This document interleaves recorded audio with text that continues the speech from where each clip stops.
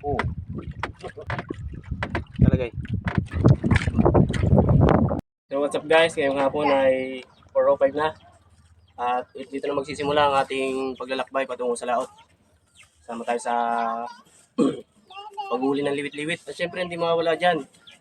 Kasama din natin ang Don Pipoy Chili Garlic Oil. Oh, baka malungkot ka pa. Dinala ko na, pati sa laot, dala ko na. Huwag ka na magkatampo sa akin. Ano ka ng tao ka talaga?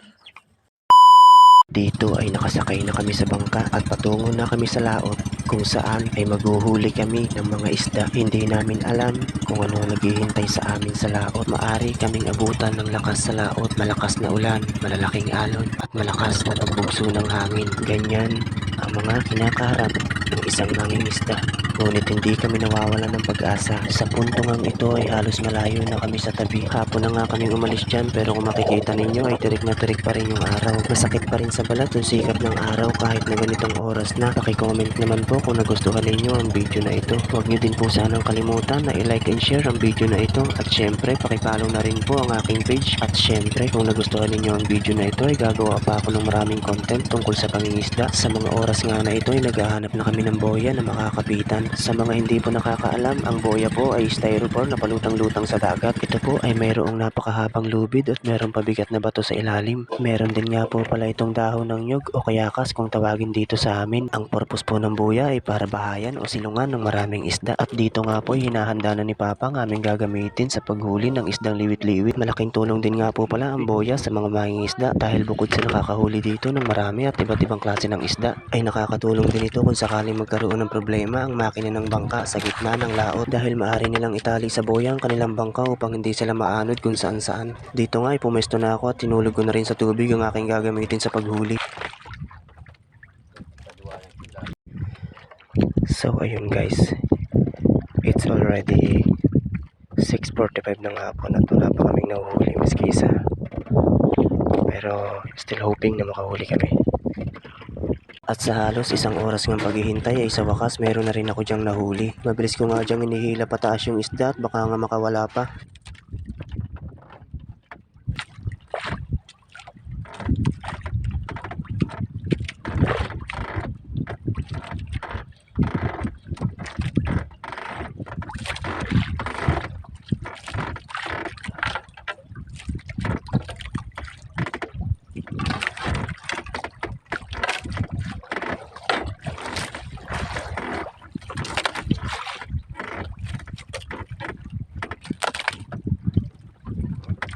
Oh.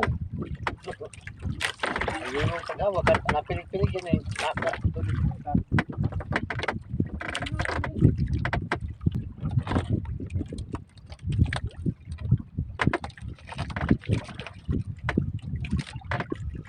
Talagay.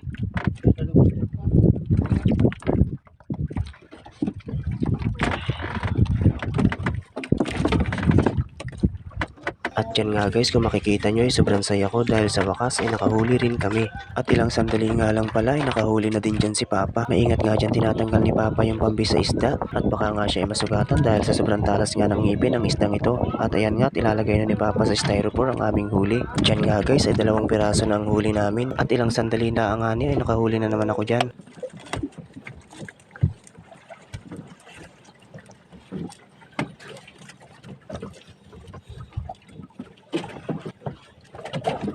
Iba dyan?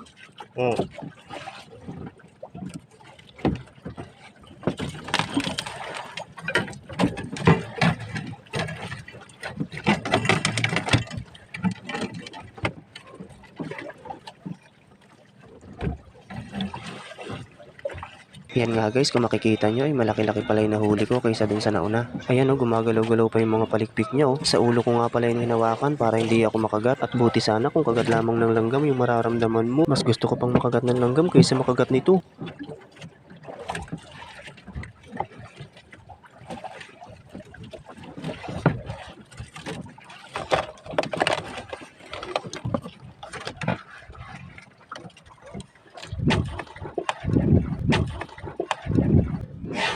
Ayun guys, kung makikita nyo dyan ay muntik pa tayo. Buti na lang hindi tayo nahagip. Ayun guys, sabay nga pala kami nakahuli ni Papa dyan at parehas din malaki yung aming nahuli. At ayun guys, medyo matagal-tagal nga din pala bago ulit nakahuli si Papa. At sa mga oras nga na yan, medyo lumalakas na rin yung alon tsaka yung hangin.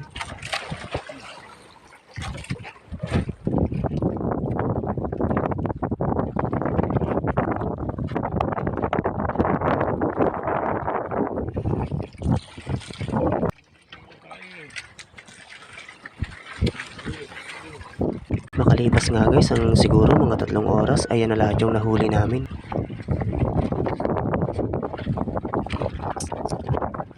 Guys, ganito nga pala sa laot, wala kang ibang makikita kundi yubuan at mga bituin. Unti-unti na nga din palang lumalakas yung alon at hangin. Kaya nga tinanong na din dyan ako ni Papa kung uuwi na kami. Wala na din naman sumisibad. At ayun nga guys, mula alas 4 ng hapon at alas 11 ng gabi ay 9 na perasong liwit-liwit lamang ang aming nahuli. Pero at least meron din. Salamat sa Panginoon at meron kami nahuli, binahihayan niya kami. Hanggang dito lamang guys, maraming salamat sa panonood.